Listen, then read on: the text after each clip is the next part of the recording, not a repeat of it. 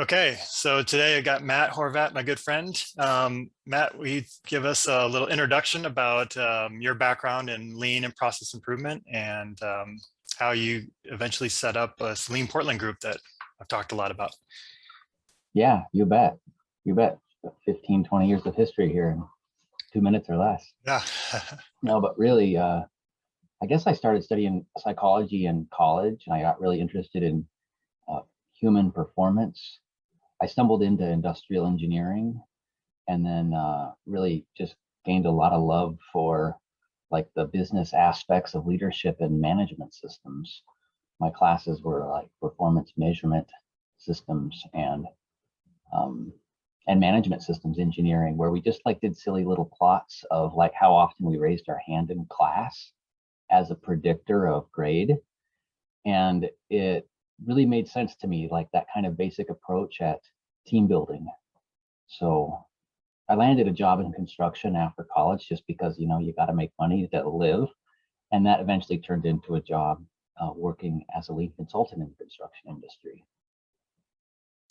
I think So that's yeah, it's something like that's one of not the really talked about too much is that application of lean in construction. So I was always kind of intrigued when you would kind of share some of the things you learned there. Yeah, actually, it's been a great background just for my everyday life in like special projects and project management. And the whole industry is geared toward getting people to come together to all do something special and unique and for the first time ever.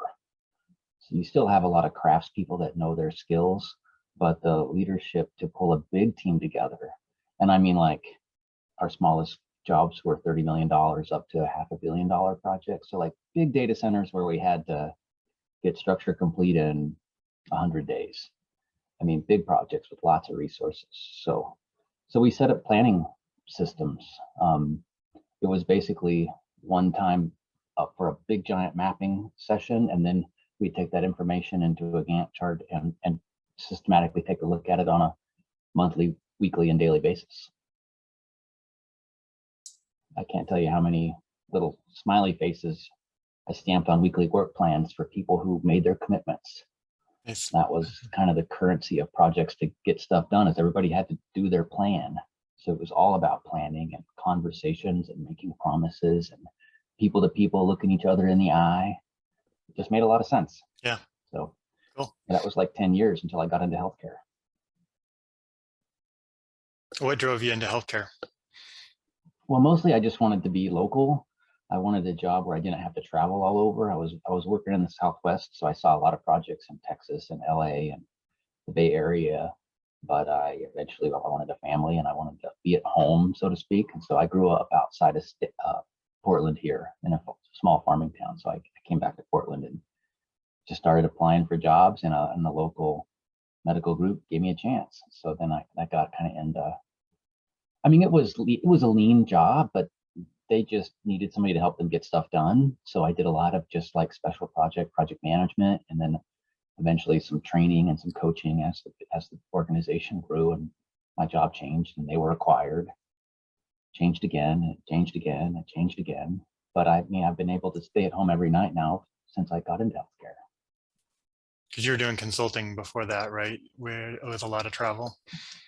It was, yeah. And that's actually how, one of the triggering events for starting Lean Portland was I was a traveling consultant when I landed here and I wanted to have some friends, some like-minded people, a network.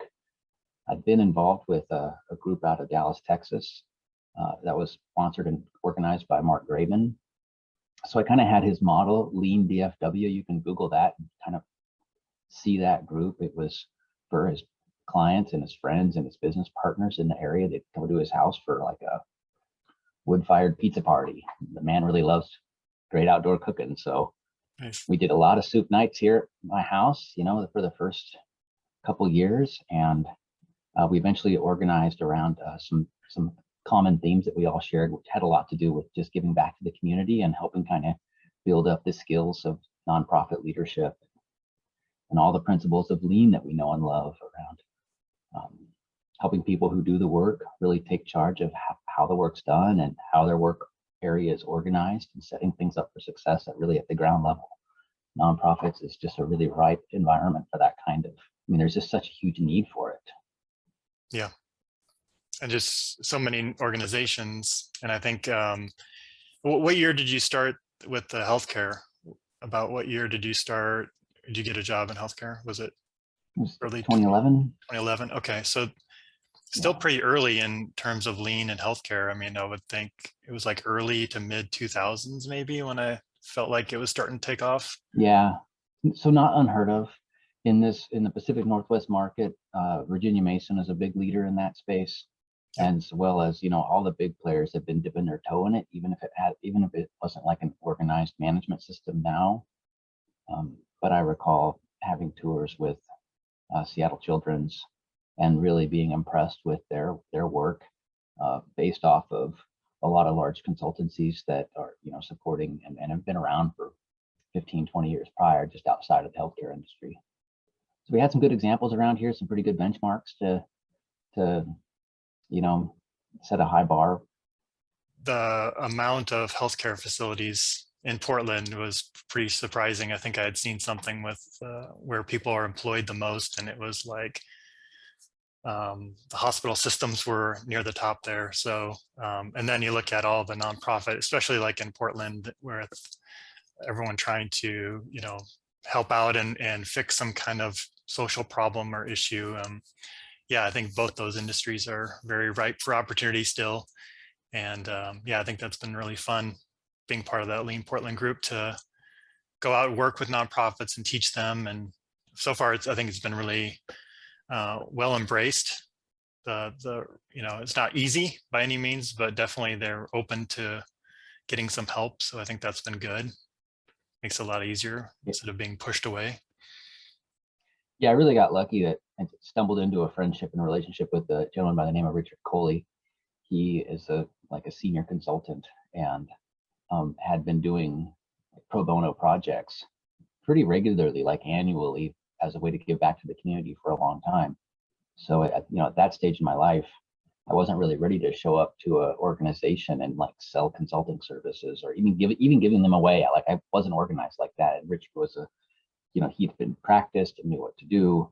And so really led our first long-term engagement with Friends of the Children and kind of set our model down for just working with them. And I was able to stand back and watch him engage with the client at the executive level to manage that relationship. And then also learned a lot of skills around just the tools we used in the typical process improvement work we did. And so as a way to, help, middle people in their middle or early in their career in Lean, it was a great way to get a lot of exposure and education and experience. At my job, where I showed up to every day, there was just so many rules to follow, and I had to, use certain tools that they bought. And there wasn't, my boss, we had a lot at stake, so I had to just kind of play by the line of what I needed to do at work. But in the nonprofit, area where we were just really trying to help people, it was where the rubber met the road, and we had to be very basic and very practical and we had to be very helpful every time we showed up, because the nonprofit leaders, they just didn't have the resources to let me learn on the job, so to speak. So it was a go time.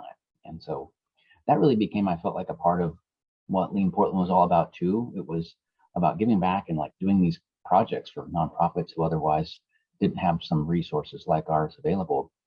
But it was also a time for me to go get some skills and be around other Lean people who knew about a certain methodology, and then let them run with it, and then let me learn from that. So I learned really great things. My first A3s were in nonprofits. My first 3P was at nonprofits. My first value stream mapping was at nonprofits. I was able to just get so many tools in my toolbox just by hanging out and doing these volunteer projects. Plus, we built all these great relationships with people on the ground. I still go into rebuilding center all the time and, spend an extra 30 minutes just chatting up Leaf, Peter, seeing what's going on, what's new, and how they're organizing their, their bins and their newest customer, experience kind of organizational method to make processing donated materials from drop off to the floor streamlined and organized. Yeah, I'd agree. I think getting to know everybody in our group has been really powerful and great, and learning a lot from others. Like you said, I think that's been really a surprise benefit of that Lean Portland group. But also, yeah, the nonprofits we work with are great people, and they have a passion for what they're working on, and so it's just nice to work with people who have something they really care about and it's something important, and the work they're doing is really important. Just like in healthcare, it's feels really impactful when you can help them make a difference or change something or make something easier. I think that was something that we realized quickly too, was just how stressed for time they were, and that you had to come in, yeah, and try to be effective with them, because they don't have hours to sit and plan like maybe at my corporate job, where people could do more thinking and they weren't, frontline dealing with issues and activities for the day. So we didn't want to go in there and waste their time by any means. Yeah, totally. I recall how long still the change takes, but engaging the staff really made a difference. I'm thinking at the cash register and like the whole checkout flow project we did Yep, at yep. Rebuilding Center. That was maybe 6 months of like just like weekend work, a few hours here and there, but a little bit of training. And at the beginning it was like a fun launch. People were together and kind of like nodding heads in seats. And then the what I think really sold the staff, and one person in particular, was like after our 3P event where we were cutting out cardboard shapes for the new layout of the floor plan and process for things. Like we landed on it, and Ella Rose said, well, she looked at me and she said that she didn't trust us when we got started, but she sees how it's coming together now. And she was very grateful at that point because we were able to, like, at the end of it, they rebuilt the whole area, made it a lot bigger and more line of sight, and easier flow and faster processing. Like it was so beneficial to so many ways for her. And it was just really fun to see her embrace this change. That, I mean, it was at the beginning, she was very nice and very pleasant, don't get me wrong, Yeah, but yeah. behind the curtain, she was like unsure. She didn't know where we were coming from. She didn't know why we were there. But then it all just worked out, and we can go there now and see all these changes. Yeah, It's really that powerful. it looks really great too, that checkout area. I think it was there 14. Then you do 2 7 ways exercises to get 14 different configurations or something. That's It was right. pretty cool. Yeah, we identified customer requirements at first and then compared those different um, designs to the requirements, and landed on what ended up being Ella Rose's first pick. But all things aside, we did the exercise and really flushed out all kinds of options. It was great. And I know part of some of the work we were doing there, I think we were talking about like even what is the daily checklist for Mm. opening the store or closing down the store. And I think we're trying to work through that a little bit with, just like what is the things that need to be get done on a daily basis. And then I think a couple years back, you've been working through maybe an app or a website tool to work through some Yeah, of that as well. Can you talk to me about that tool? yeah. Thanks for that, Brian. Um, and I think anybody on the call can resonate with the idea around how just backsliding happens. At the Rebuilding Center, we set up little informative kiosks at all the entrances so that customers, when they came in the door, can, kind of just know how to shop and interact with the sales floor and the products and the cash register process. They have like a little place for a tape measure and a place to write some notes. But every day you got to drag that thing out. You got to set it up. It's got to be, in the right spot with the right materials and supplies. And, if you forget that one day, that's where, just processes break down. It's just natural tendency to go back to chaos. So the idea is just around of a checklist, and this app is just put presence of mind to the few things that you agreed to do on an everyday basis. I mean, on a recurring basis, whether it's even weekly or monthly, or you can set the time periods. But then, every day set the thing up, check. And then the app is designed to give you a trend graph that shows team-based performance. So if you're a leader, you can use this with your staff as a way to like make sure people submit their timesheets every week, or if you're interested in coaching, make sure you set aside 2 hours every week for coaching. Check the box, and then you can see a trend graph of that, and the group can see it too. So leaders of leaders, like if it's a director and a manager team and they're all agreeing to coach people, we can have some team-based accountability really easy just to see if people have been doing their checklist. Now it's still just a checklist. You can always just check the box and not do it. I mean, that's human nature also, but the app is something that'll help out a little bit. And if you don't mind, Brian, I'd like to share my screen. Yep, and go for it. Do a quick demo. Yeah. We're kind of like the alpha going to beta phase. We're going to rewrite the front end here pretty quick to do some major improvements to get it to our beta stages. But it works now. You're welcome to go here and log in with, we have 3 login options, and you can play around with the app today. This is lean routine.app, right? That's right. Okay. Thanks, Brian. Yeah, just some education on the main page. When you do sign in, what you end up with is your checklist. So what we're going to look at is my personal set of checklists, and then some things to pay attention to here are the different teams that I'm on. Big functionality of this is team-based performance. So this is my tasks that I need to do today that are all current, and a quick view of some history. As you can see, I'm in the red for my checklist here, but I can also see that a couple of my teammates have been checking their tasks. That's cool. The checklist function, you can see I click it here, it pops over there, and then overall performance is here on the metrics tab. So this is a trend graph showing my percentage of my checklist completed per day. Not great performance, I must say here. But what's interesting is, say I want to take a look at my teammates and what's going on overall. This is the graph for people, for every member of this team, and we can look at people individually as well. So a 6-month trend graph of Eric's performance shows what looks great, relatively speaking. And it's all relative, it's going to be totally dependent on how you set up expectations with your team on what good looks like here. Although it's pretty obvious, there's some pretty major gaps here. So if you're looking for something as a way to just bring some general accountability to some routine tasks, you can use this for exercising or for diet. I mean, like anything that you're trying to keep your attention on a day-to-day basis. And that's where lean comes into this, is because so much about lean is like how the leader shows up every day in front of staff. And what are the few things? I mean, often it's like coaching.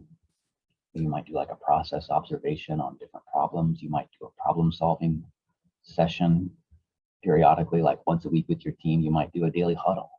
Those are 4 immediate lean tasks that should go on your checklist routinely, at the right routine for yourself. And this just helps you get some feedback for the group on how are people doing on their, can I say it, lean routines. So you could put basically anything in there, like for a task, and then it's just a check mark or something you mark when you're done each day. Okay. See. Yeah. Just assign a team to it. I won't go ahead and set one up now, but easy to play with and pretty user friendly. We still need to build out some help files and a glossary. I would brush it up a little bit more to match a web-based version versus a mobile app, and we'll get this into the Google Play and iTunes store pretty quickly so that it's pretty mobile friendly. I mean, it works right now. You just have to save the bookmark on your desktop of your phone, but we'll make a standalone mobile app as part of this new release that's coming. Does it also, you said there's a metric thing when you went to go create a new task that was like for tracking data? Yeah, the way that works is, let me see if I definitely have some metric tasks available. Let me set up a new task and see if I can do this. Yes. So if you wanted to set up a task that allows you to make some progress. In this case, we'll do like hours, and you wanted to make a goal of like observing 3 hours a week. You can set up a metric task so that you can check off how many hours a week do you do. So this is a day, or let's say do a weekly task. I think possibly if I make it for a daily task.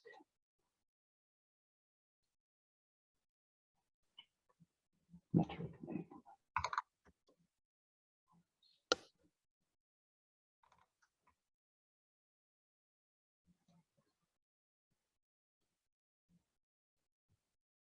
So now my new task is new metric task right here. You can see it's 0 out of 10.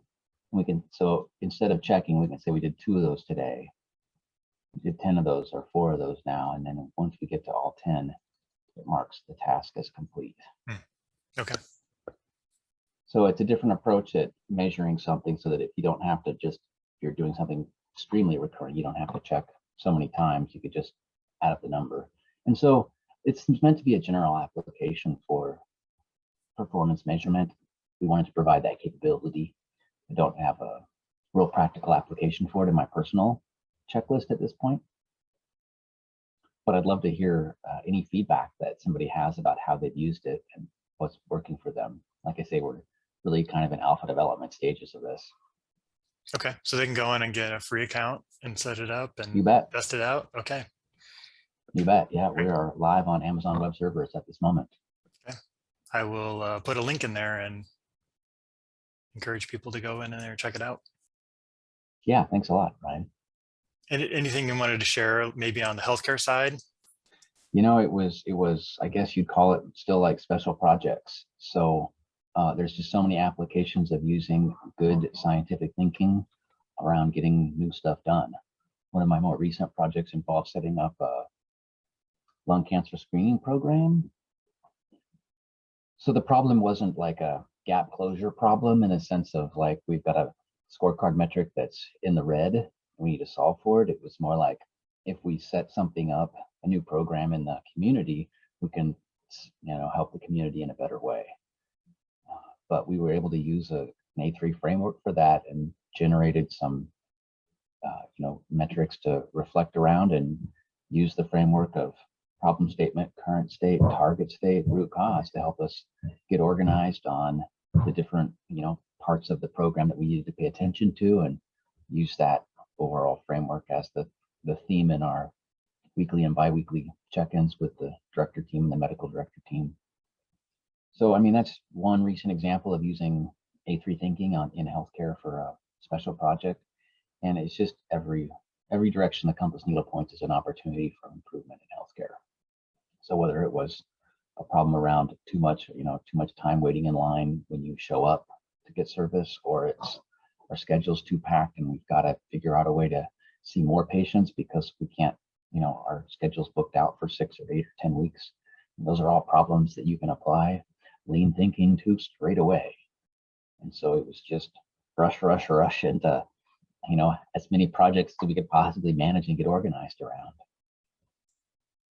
I think I also wanted to bring up the tour you set up with some people from, I think it was Restore and maybe another nonprofit, that you had us tour and look at a tiered huddle system. Yeah, outside of special projects in healthcare, there's a big emphasis on daily management, just as there is in a lot of industries out there. And that's where like the checklist we've been talking about can really apply. So yeah, before installing daily management, there's just a lot more emails and a lot more delay to get problems solved. And over the course of a couple of years, the organization I worked with set up like daily huddles for all of the teams, at the beginning of the day to get your shift assignments and to kind of know what the current problems are and key communications, and just kind of a team building check-in every morning. And then a while later, kind of like after the team got started in the morning around 9 o'clock, all of the executive team would get back together too to get a report up and a flow up of different issues that happened and other key communications that needed to occur at the senior team level. And so in that way, we've got by 10 o'clock every day, everybody in the company is in touch with any current issues, and all of our problems have been escalated to the right people to get them solved. So just it made the whole business a lot more agile and connected.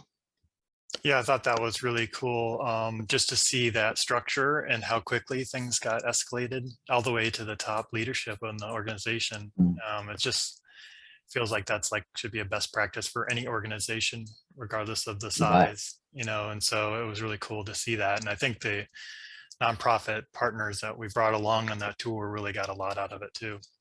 Mm-hmm. Mm-hmm. I would encourage anybody listening out there to make phone calls to different organizations that you're interested in learning about and asking for a tour. There are so many generous places that are happy to just spend a couple hours out of their day walking some folks around. And that's how we've gone to go see the local, there's a Toyota distribution facility here. There was been quite a number of different construction projects we've been able to tour. Yeah, just get a group of folks, say you're a team, and ask for some learning. People love to share. Yeah. And I think the organizations like to share too, because it gives them a chance to explain what they do. And I think they found that it's beneficial when outsiders come in and Yeah. ask questions to them, and they're like, that I haven't thought about that. And that's a Mm-hmm. great idea. We should actually look at that. So it's a win-win as well. It's not like you're just burdening them with your time. They actually do get something out of showing what they do. Totally. And there's a lot of pride that people take in the improvements they've made too. So I think it's an opportunity for them to share the great work they've done, get some accolades and some positive feedback. Yeah, I remember touring the Nike airbag manufacturing facility with the Kaizen team there. And we did a really fascinating tour of the manufacturing facility and all their huddle boards, and then all of their special projects area. But then when we got into the conference room after the huddle, the leaders there, which had been like shop floor supervisors for 20 years, they were so curious about how we would apply lean in healthcare, and had a whole bunch of questions for us too. And it was just really fun to see like all of the familiar things in their environment. And I'm sure if they were to walk into the healthcare environment with their experience in lean and management systems and Kaizen, they could be successful too. It's just really fun to connect. Yeah, that's great. Anything else you want to share, Matt?